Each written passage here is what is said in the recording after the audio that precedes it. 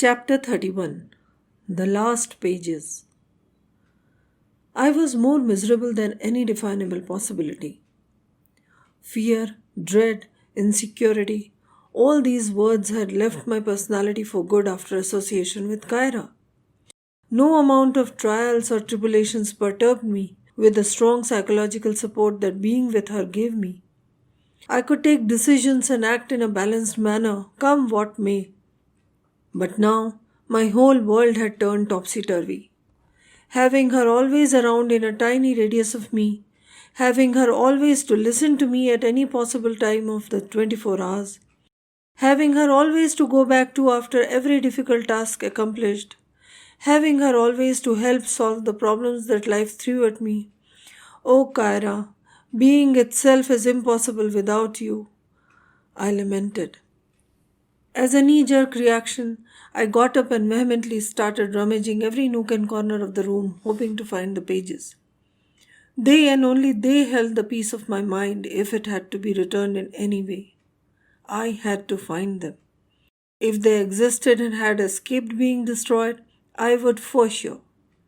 And if they hadn't, I might spend the rest of my life searching for traces of them. I was losing it. A week passed in this fruitless exercise. I sat one day, engulfed in a vacuous null. A thought suddenly sprung up. Kyra's visits to Raipur had become very frequent in the recent past.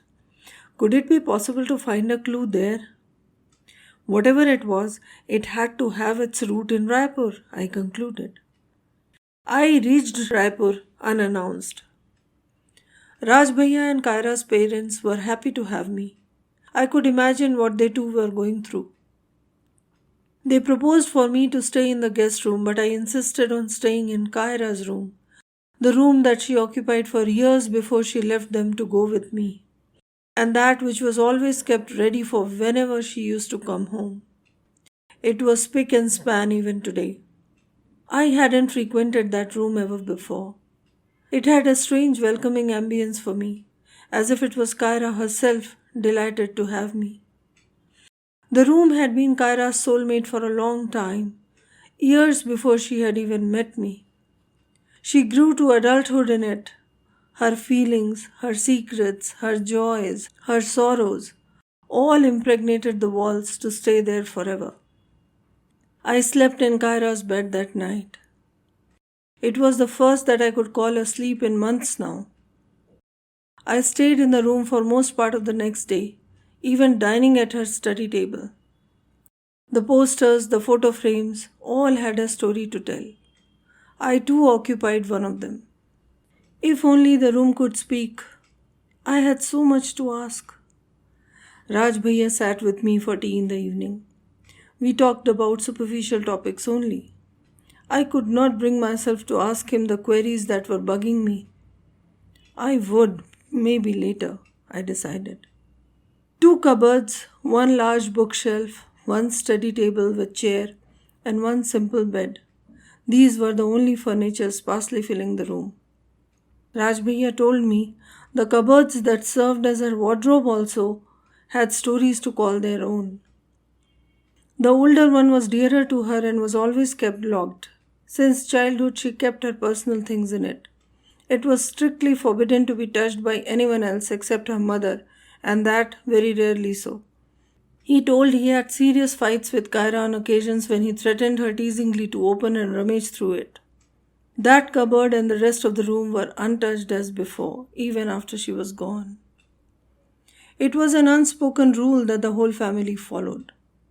Raj Bhaiya went out and came back a few minutes later. He handed over something to me. It was a key bunch. Keys to the older cupboard, held in an intricate keyring that so reminded me of her ear jewels. I was filled with a fresh surge of emotion. I took it in my shaking hand. Raj Bhaiya left. I got up and opened the new cupboard. I felt I was trespassing, but the feeling was instantly overcome by the prospect of finding Kyra's belongings. More of Kyra in it. It had her clothes stacked neatly in the shelves that I didn't feel like disturbing. I stood by the older cupboard now. The longer key opened it easily. It had a world of myriad things in it, ranging from cosmetics, files, greeting cards, jewelry, to beautiful diaries. Diaries? I pulled the chair nearer and sat in front of the open cupboard. I lunged on them, leafing through. But they were all unused. I was disappointed. I went through the cards carefully, but they were casual ones from her friends and family. The contents were all girlish items in there, and I decided better than to disturb them. Nothing consequential met my eye. I was about to close back the cupboard when I saw a flat drawer in between shelves. It had a keyhole. So the small key of the bunch was for this one, I guessed. It was not a big drawer, but I decided to see what it held. The key turned in the keyhole and clicked. I pulled the drawer out. It was filled with files and folders. The topmost had her certificates that she had won for literary, sports, and fine arts competitions during her school and college. There were some snaps too, some group photos of her school and college days.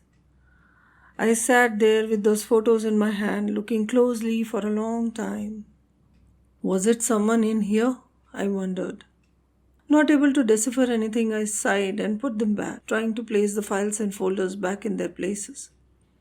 Suddenly, something caught my eye. Something familiar. They lay, innocently folded there, at the far corner of the drawer, the torn pages.